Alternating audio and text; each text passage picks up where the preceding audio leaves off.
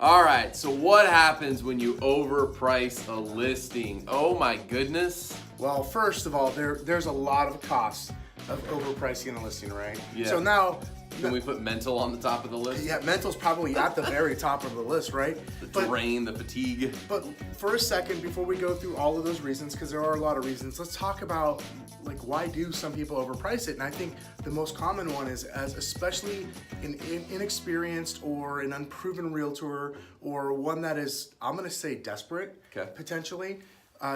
The tendency is to just say yes, Mr. and Mrs. Seller, whatever you want. Get your sign in the ground. So I can get a listing because then I'll just work hard and sell it, right? Or I'm gonna just make a promise. So now I've got a sign in the ground. I can get buyer calls, and maybe, just maybe, I'm gonna find that one person in a 5 billion people that might want to buy that house at that price. Yep. And I think that's what goes through the mind of a lot of realtors that take overpriced listings that actually can't be sold. Yep. Right? So here's the deal. Stay away from overpricing a listing. There are incredible costs to it. We talked a while ago about just like how we need to coach and advise the seller, not say what we can sell a house for. What we really want to do, our advice anyway, is to help a seller discover what the true value of their home is by showing them some comparables and having them arrive at the number, but hopefully the appropriate number. But what happens when you do find yourself in a situation where you overprice a listing, and these are good scripts to bring into a listing appointment, is you literally, like, you end up helping other people sell their homes quicker, right? So in a market where there's some inventory on the market, if you happen to overprice your listing, you end up helping like the other real estate agent and the other seller down the street sell their listing first. That sounds terrible. Like, who wants to do that? Right? You become the comp that everybody goes and says, well, this house over here that we just saw is actually a pretty good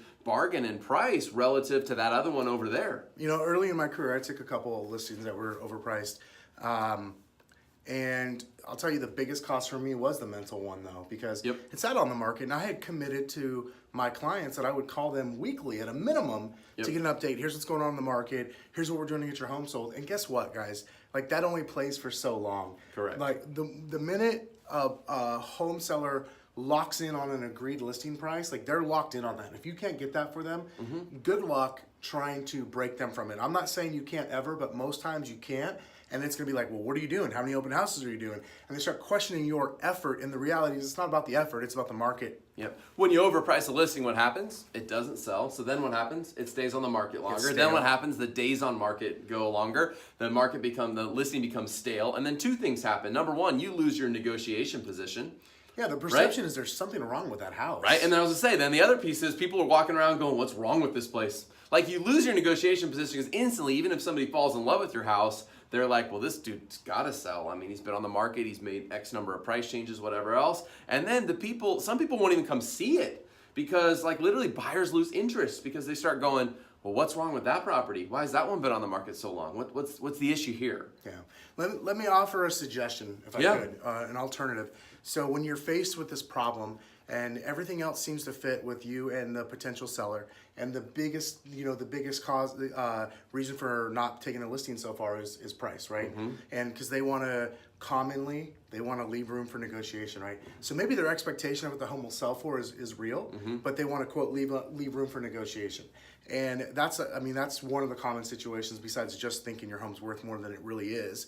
But, I always like to say, listen, Mr. Weaver, I can totally appreciate where you're coming from, but when you look at the stats here, the homes in the neighborhood sell for, on average, 98.5% of list price. Right? And so what that tells me is that most of these homes are, like, there's not negotiation. And we're talking about 1.5%. Correct. So, that's kind of a fallacy, to be honest with you. And what I'm afraid is that's going to cost you more money down the road, because we're going to list too high and then people are going to come in lower. I'd rather just list where you're ready to sell it at and then let me negotiate, because that's what I do best. Yeah, there is a big fallacy out there from just people when they're selling anything that you have to start incredibly high because people are going to negotiate down. When it comes to real estate specifically, I'm not telling you the stats for Craigslist stuff. I have no idea what that is. But when it comes to a real estate listing in the MLS, in the markets you and I sell homes, those homes are selling within 1% and 2% of the list price, right? Yep. Incredibly important. The other thing, real quick, a great script for you, we'll end on this, is that it's really important that you share with your seller that you have to sell a home 3 times.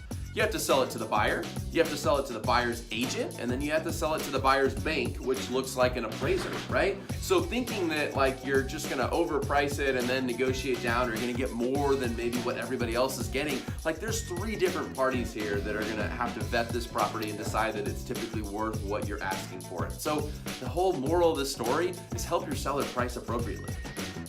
There you have it. There you go. Have a good one.